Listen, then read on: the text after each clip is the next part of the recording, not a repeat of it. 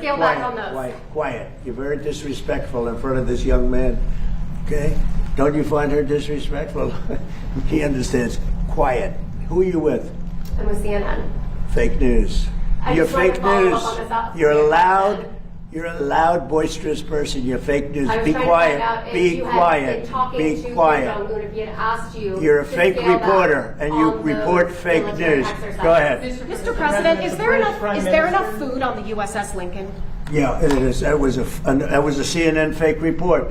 The Lincoln has been out there for a period of time, good period of time. But over the years, we've had them out there much longer. I was at a group meeting, and an admiral came up to see me over the weekend. And it was at a big group, and he happened to be an admiral retired. He said, I've been on ships that are out there much longer than that, sir. And I know people on the Lincoln, they say it's beautifully maintained and beautifully taken care of. And other people went out and they found out to be true. It was fake news reporting from CNN. Well, thank you very much. And this is a great story. And it's an honor to be with Ryder Williams, who is a 16-year-old lifeguard, California, the Santa Cruz area. And I understand he was a winner right from the time they first saw him as a lifeguard. A lot of training, a lot of work. And he saved this young gentleman, who I had a long talk with. I said, would you have made it without him? And you said, not really, right? Not really. It was trouble. Yeah. So you're going to have a long and beautiful life. Thank you. And I just thought we were all watching. Everybody watched, and got a lot of publicity because of the ferocity of the waves. I've never seen waves. I mean, that was sort of violent. We were just discussing, and at certain times of the year, mostly like right around now, the waves get very rough in that area, and they're swirling, and if you don't know what you're doing, it's going to be tough, or if you're small, if you're young. So I just want to congratulate Nathaniel Ray for coming through an ordeal. That means you're going to have good luck in life. You know, that's called good luck. I want to say hello to your father, and came along for we invited them to the Oval Office and to the White House. After this, if you'd like, we're going to have them brought up to the Lincoln bedroom, where you see the room of Abraham Lincoln. That's pretty good, right? Yeah. And also your sister. It's really nice.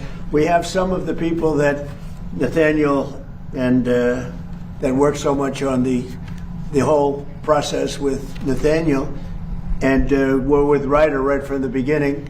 And I guess you learned from these people. They taught you how to do what you do so well, Ryder, right? Yes, sir. They trained me. And Nathaniel's very happy about that, Ryder, I have to tell you. Shane Williams, the father of Ryder. Thank you very much, Shane. You did a good job. Thank you. I see you're in one of my favorite uniforms. Yes, I'm sir. a big fan of that. You couldn't be happier, right? I couldn't be more proud. When you saw that on television. Yes. It was incredible, actually. Shannon Williams, that's the mom. So you did a good job. Thank you. It's good genetics. When you look at him, you can see really good. Summit Ray, that's the father. Thanks again, Summit. Appreciate it. Layla Ray, sister of Nathaniel. Thank you, honey. Aaron Bonin, Santa Cruz lifeguard, who assisted Ryder, and he became quite famous also. That was a good assist. He helped you a lot, right? Yes, sir. He helped you a lot. Thank you very much. Great job. Fantastic. Alex Luscutoff, Chief of Law Enforcement and Emergency Service in Santa Cruz. Thank you. Great job you guys are doing. Thank you, Mr. President. Justin McHenry, Assistant Chief of Aquatics and Lifeguard Operations, Santa Cruz. Right here, sir. Good job. Thank Were you. you responsible for the training? Yes, I help oversee and That's guide good. the training for our lifeguard program. And for a lot of the lifeguards, right? We train about 200 lifeguards a year, Great. Yep. At that age, too. starting at 16. Starting at 16. That's a lot. I read that that's a lot to do for a 16-year-old. That's not easy. It's a huge responsibility, and it requires a lot of That he did it so well, right? integrity and resilience. And I think this particular rescue that Ryder performed really exemplifies what we're looking for in a state park lifeguard. And you couldn't let go for an instant. If you let go for one instant, it'd be very hard to find, right? Oh, absolutely. In those conditions, losing a victim would be disastrous. Yeah, really amazing. You have no idea the respect. Joel, where's Joel? State Park Superintendent, lifeguard, Santa Cruz. Joel, thank you very much. That's dinner hour, right? Good job, Joel. And Mike McAnamy, State Park Superintendent, Santa Cruz. Yes, sir. Thank you very much. Well, we're honored to have all of you. And again, what you did was incredible, and everybody saw it. And you'd watch it over and over. I know when I first saw it, I said, roll that back. I want to see that again. Is that really happening? And both of you people have to be very proud. The whole group is proud. And your father is the happiest man in the world, you know that? Because I asked him a question. I said, so if that didn't happen, your life would be ruined. And you said, it would be a whole different life, right? Absolutely. Amazing. No question. It's Yeah. incredible what Ryder did. I'm just beyond grateful to him and Aaron and the rest of the team and even the Good Samaritans that were there. I mean, it's just such a privilege to be sitting next to him today Yeah. and be able to celebrate his birthday tomorrow. And I'll bet you'll stay a little bit related to this group of people. Because you Absolutely. realize what a fantastic job they did. We're a great Probably, family. you know, it's interesting because they're saying that you have in that area so many different saves. You're saying that night you helped somebody out. Maybe not to that extent, but you helped somebody out. But maybe lifeguards don't get the credit they deserve. This really showed how important it is.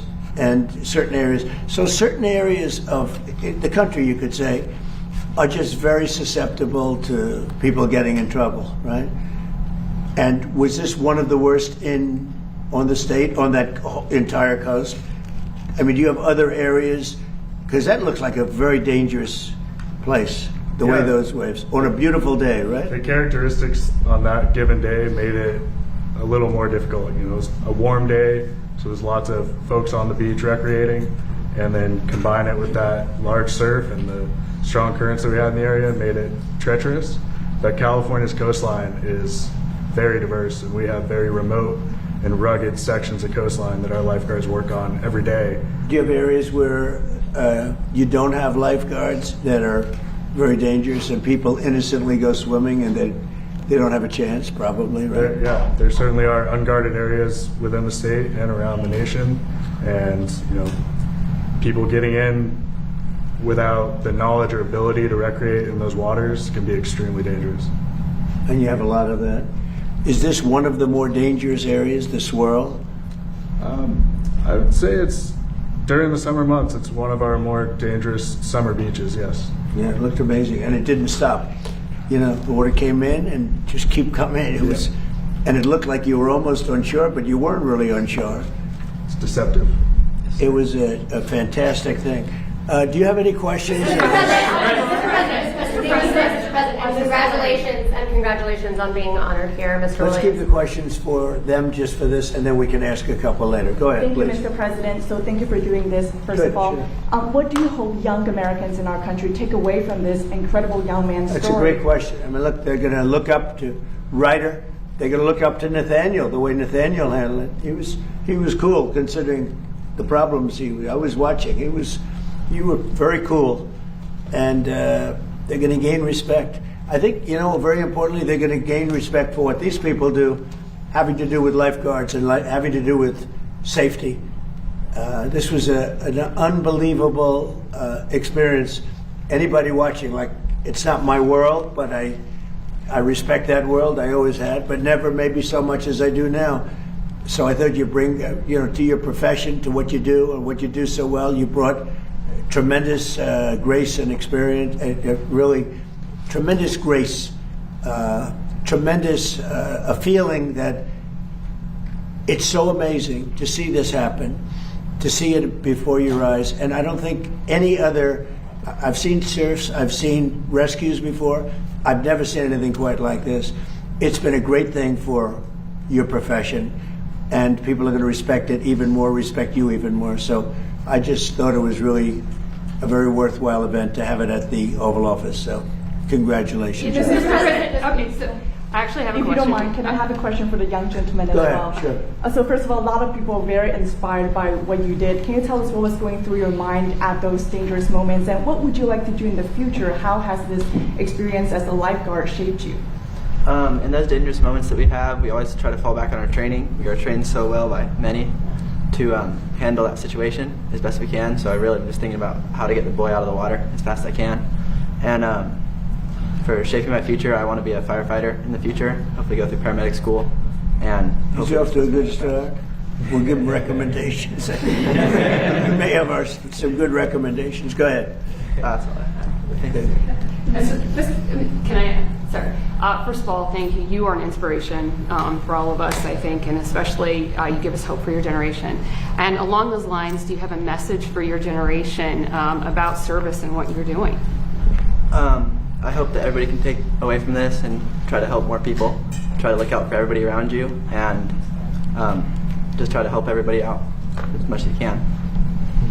What's the average age of a lifeguard in your area? I'd say a lot of this last year, a lot of them were 16 to 17 years old. And you have some that make it a profession, right? Yes, sir. A lot. So do you have 35, 40, 45-year-old? Yes, That's sir. great. And they lead a beautiful life on the surf, right? Yes, sir. And they would rather do nothing else, Yes, sir. right? That's very good. I think it's great. Mr. President, on a different topic. Well, Yesterday, wait, John. let's finish on this topic. This is very exciting to me. Mr. You know, it's so President, exciting to see something like this happen. He's a real hero. You know, when you see that, I don't know if I'd do it. I wouldn't probably. You're lucky I wasn't. You're lucky I wasn't on service that day. I don't know. But no, he's a real hero. It's an amazing thing. And he's a real lucky guy, too. God was watching you, right? Yeah. Great. Go ahead, please. Mr. President, I do have a question about Iran, but I would like to ask you something about the rescue as well. Following this, there's been a push in Congress to officially affirm that open water lifeguards should be recognized as first responders.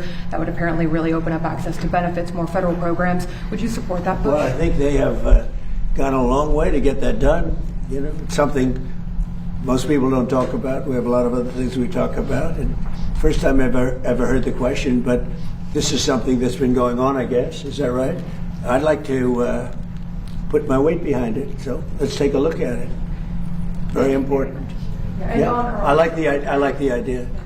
Why do you ask that question? I mean, is this something that's been discussed very Members much? of Congress have been talking about it in the wake of this Well, I rescue. think so, in yes. the wake of what happened here, there's a possibility something like that would happen. And Mr. President, your memorandum of understanding with Iran expires today.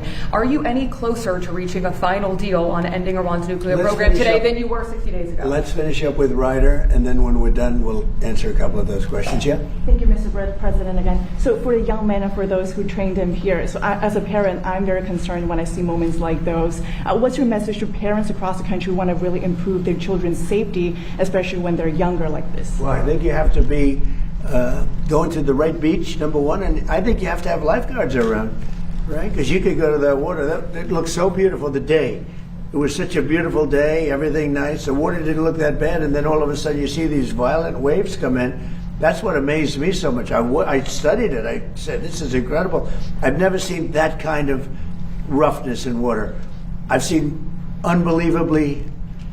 tragic things happen, but I've never seen water that looks so calm, and then every 15 seconds, the violence comes back in. I think really you probably have areas, I'll bet you have areas that you think should have, as you call them, guards, that don't have. Can you imagine having more guards along the coast, parts of the coast, that aren't guarded where people die? Yeah, certainly. The National Water Safety Action Plan and the California State Action Plan both call for more supervision, and by supervision, Do we lose a lot of people due to lack of, covering an area? It can be challenging in some of those spots because of the economy to live there is Right. expensive. It's a coastal beach community, and there's $1 million homes on the beach, and our lifeguards are making a little more than minimum wage, but it can be challenging to live in those spaces, so it's hard to retain employees in those areas.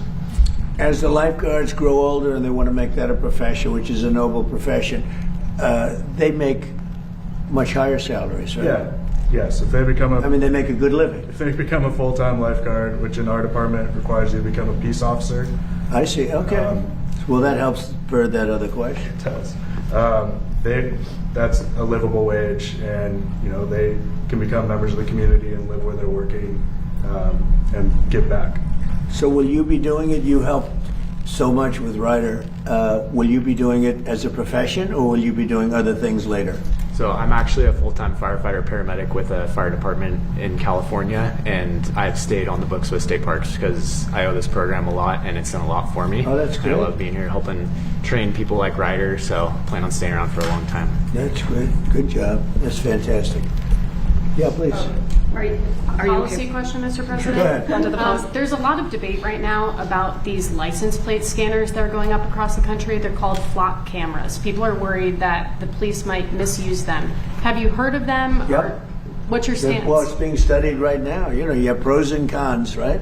It's being studied right now. We'll have an answer sort of as to our views on it over the next couple of weeks. Mr. President, yesterday John Ossoff said you'd rather travel with your aide, Natalie Harp, and build the ballroom than do your job as president. What is your Who said response, that? John Ossoff? You mean Pee Wee Herman?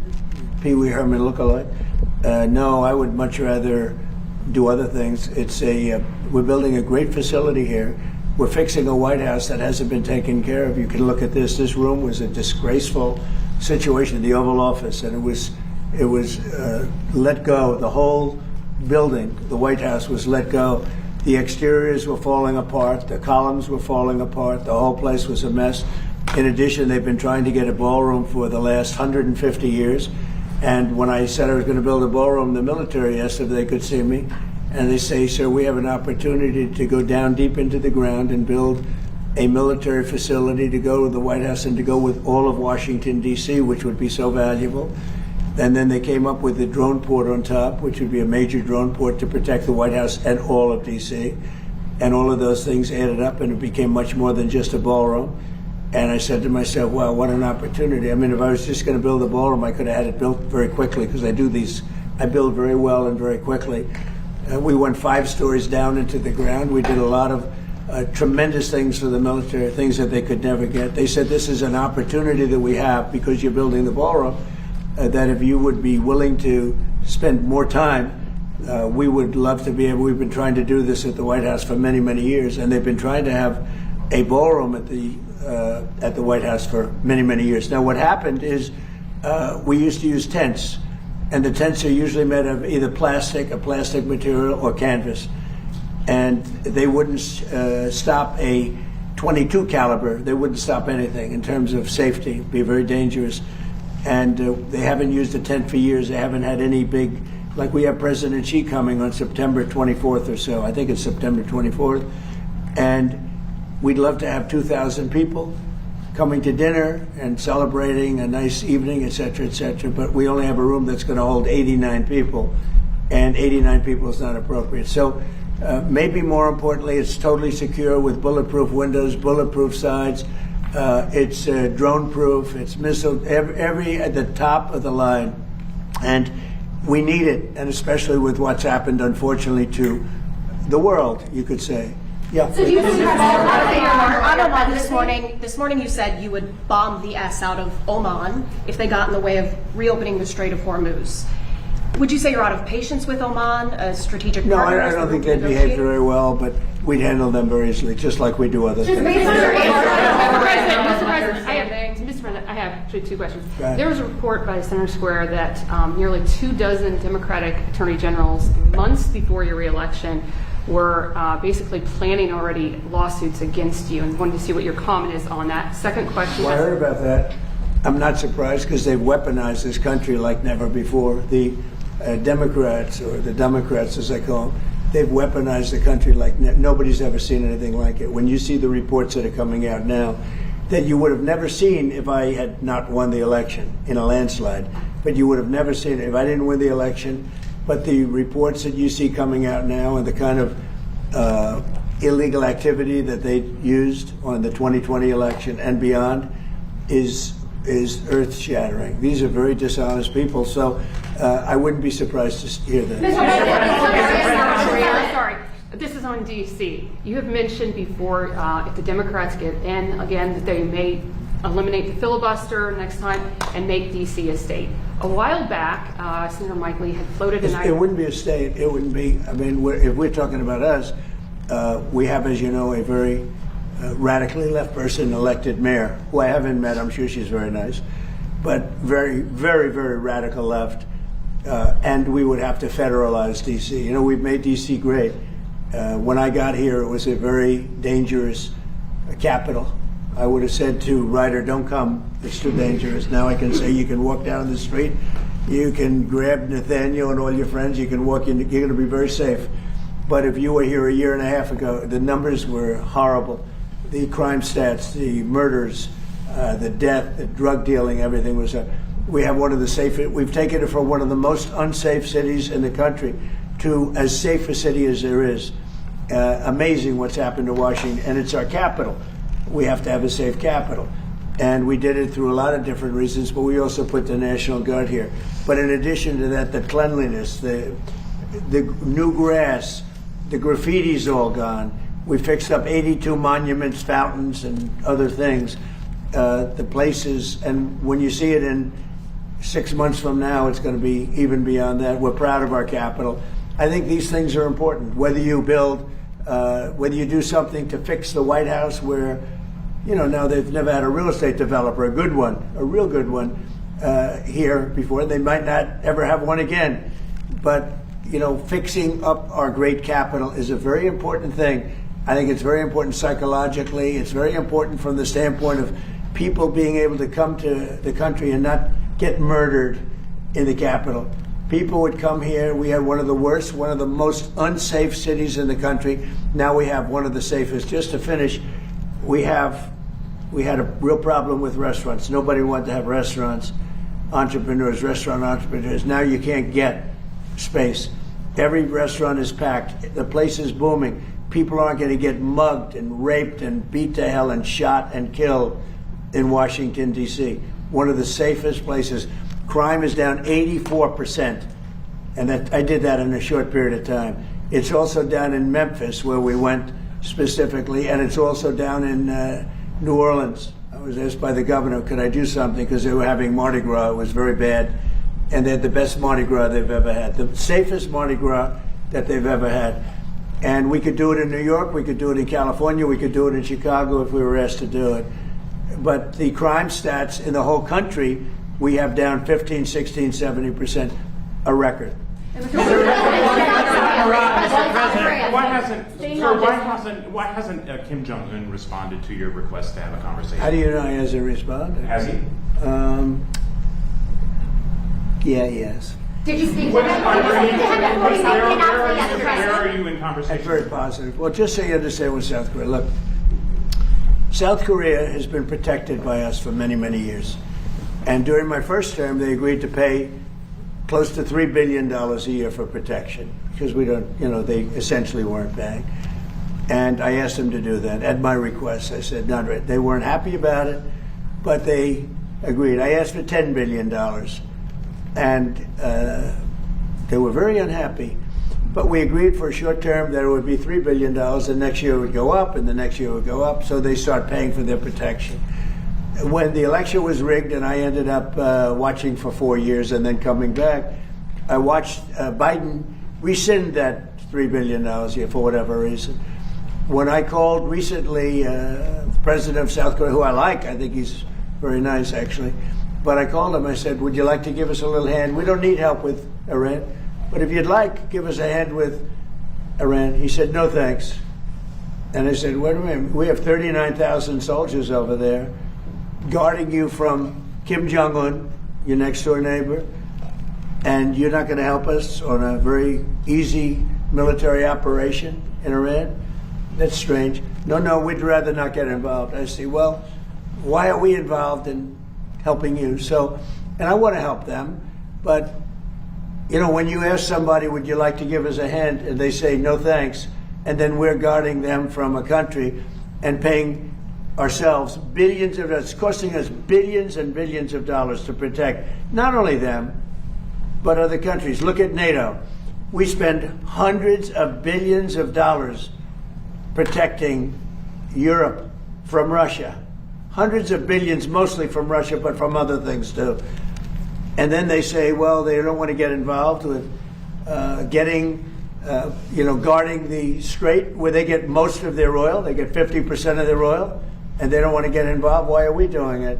So all I want is fairness. And South Korea, I get along with them very well, but they were paying $3 billion a year, and then they convinced Biden that I was probably a bad person and they shouldn't, and he immediately rescinded that order.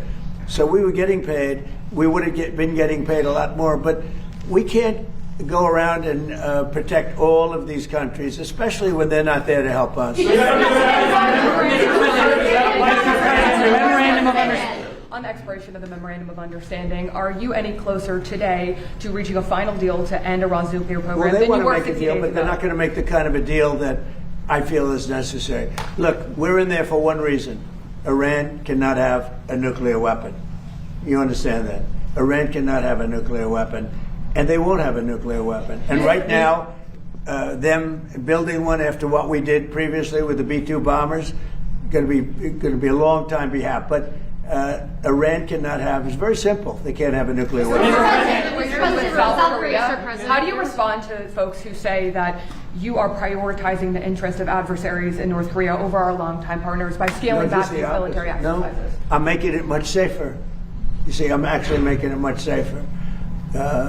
Kim Jong Un has always treated me with great respect, and we met on numerous occasions, actually, 2 primary occasions, spoken and spent time. I understand him. He understands me. You're doing war games. I get along with him. You know, he didn't like Biden. He didn't like Obama. He didn't like anybody. But I get along with him very well. No, what I'm doing is making things safer. Just the opposite. Did he ask us to scale back on those? Quiet. You're very disrespectful in front of this young man. Okay? Don't you find her disrespectful? He understands. Quiet. Who are you with? I'm with CNN. Fake news. I You're just wanted fake to follow news. up on this. You're a loud, boisterous person. You're fake news. I was Be trying quiet. to find out if Be you had quiet. been talking Be to Kim quiet. Jong Un, if he had asked you. You're a to fake scale back reporter, and you on report those fake military news. exercises. Go ahead. Mr. President, is there enough food on the USS Lincoln? Yeah, it is. That was a CNN fake report. The Lincoln has been out there for a period of time, good period of time. But over the years, we've had them out there much longer. I was at a group meeting, and an admiral came up to see me over the weekend. And it was at a big group, and he happened to be an admiral retired. He said, I've been on ships that are out there much longer than that, sir. And I know people on the Lincoln, they say it's beautifully maintained and beautifully taken care of. And other people went out and they found out to be true. It was fake news reporting from CNN. Mr. President, there was a report that a senior intelligence official with the CCP just bought a historical building overlooking the White House. Have you heard about this? Do you have a No, I reaction haven't to heard that? about Mr. President, yes, Mr. President. Yeah, go ahead, behind you. Okay. The British Prime Minister recently reportedly sent text to someone impersonating Susie Wiles. Are you concerned about his judgment or the state of communications between the 2 countries? No, but who happened? What happened? They sent text? Apparently the Prime Minister sent text to somebody impersonating Susie Wiles, and it was... No, I'm sure that he had a miscommunication. Mr. President. He's the Prime Minister. Mr. President. You know, I spoke to him. We had a good conversation, a couple of them. We had a good conversation. One of the things he is going to do, I think he's going to open up the North Sea. That'll make UK pretty rich, I'll tell you. Mr. President. If he opened up the North Sea, now he's got an immigration problem and he has an energy problem. He would have solved one of his problems. That would be a big thing. That would make UK rich. If you open up the North Sea, it's one of the great finds anywhere in the world. And if they would open up the North Sea, UK would be rich again. Mr. President. Yes, Mr. President. Have the people who Don't are you find them nice? Huh? Nice people, right? Look at him. He's saying, We're not all he's saying, where do sharks. people like this come from? We're not all Your sharks. son is saying, where do people like this come from? Go ahead. The people who are Especially opposing her. the people who are opposing the ballroom and challenging it, have they offered any sort of solution or sort of compromise, or do they just say there should be a hole there? What is The people that are opposing the ballroom are people that, in my opinion, are very disloyal to our country, very, very disloyal to our country. And I think we're doing very well. We're way ahead of schedule. We're under budget. It's going to be the most beautiful ballroom of its kind. You know, when I was in China, we went to the Great Hall of China. It was this big, beautiful building. And we don't have anything like that. And we have to have that. It's very important. But we also are getting tremendous military protection, drone protection. The building is drone-proof. It's missile-proof as much as something can be missile-proof. It's totally bulletproof. Any bullet, nothing can go through the windows. We have, you know, all top-of-the-line stuff. It's very safe. And you know, the one thing, it's not for me, because I'm going to be here a very short period of time. When it's finished, if it finishes right on time, on budget, on time, I'll be there for 4, 5, 6 months. This is for future presidents. This isn't for me. This is for future presidents. And it's a gift. We're making a gift to our country, spending hundreds of millions of dollars to build a ballroom. And it's a gift from great patriots of this country. From, as an example, I mean, I'll give you names. I released some of the names. In fact, I wanted to put them out today, but we got a little busy. And this was, frankly, being with this group of people was very important to me. But we'll be putting them out, some of the people that contributed. But this is a gift to the United States of America. No taxpayer money is necessary. And you can have the finest ballroom anywhere in the world. It's not something I wanted to do, but it's something that's needed. And again, I'm not going to get to use it very much, because by the time it's completed, I'll have 4 or 5 months left, 3 months, who knows. But we're ahead of schedule. It's going to be the best of it in the world, of its kind in the world. There'll be nothing like it in the world. It fits beautifully with the White House. It's gotten fantastic reviews, architectural reviews. People think it's incredible. And when you see it, you'll say, wow, that's really something. And that's what the United States is all about. We have to have that. But in addition to the ballroom, we're building a great military complex. The people that started the lawsuit, the head person, I believe, was fired. And she was fired from another event just before that. And she's the one that started. It's a National Trust, but the National Trust for Historic Preservation. Now, they say it's a United States. They use the word United States, but it's not related to the United States. In fact, the United States doesn't even contribute to it. It has nothing to do with it. It stopped contributing when they realized there were nothing but troublemakers. Years ago, it stopped contributing. So this isn't like an official United States Bureau, a United States agency. They stopped contributing to the National Trust. And it's called the National Trust. It has this great name, National Trust for Historic Preservation. They're a bunch of troublemakers that the United States, many years ago, long before me, stopped contributing to. The woman that started it was fired. She's no longer there. So this is the remnants of it. And the bottom line is they're trying to stop something, and they won't be successful, but they're trying to stop something that's almost completed. When they brought a suit, why didn't they bring the suit a year before? Why did they bring the suit in the middle of construction when $400 million almost is spent on its construction? Why wouldn't they have started the suit a year early? Everybody knew it was going to be. It was no secret. Everybody knew that it was taking place. So they should have done that. But the National Trust is very disloyal to the country because they reveal things. You know, I said the problem with the suit, I told them this, is that we have many military things in this ballroom. And ideally, they shouldn't be revealed. But now they are revealed, so the world knows about it. That's okay. They shouldn't have done it. They're very disloyal. But I think we're doing really well. We're way ahead of schedule. And many presidents are going to use it for many years to come. The country will have one of the greatest gifts it's ever received. One more. Last week you said that you would soon declare the Strait of Hormuz to be a territory of the United States. Could you elaborate? Well, I just think it's a great idea. Yeah, I mean, we control it. We control it with the blockade. We have a blockade. We control it with the blockade. And I like the idea of declaring it a territory. We have total control over the Strait. Now, they can be a nuisance. They can put a mine in the water, and people don't like having mines hit their billion-dollar ships, et cetera.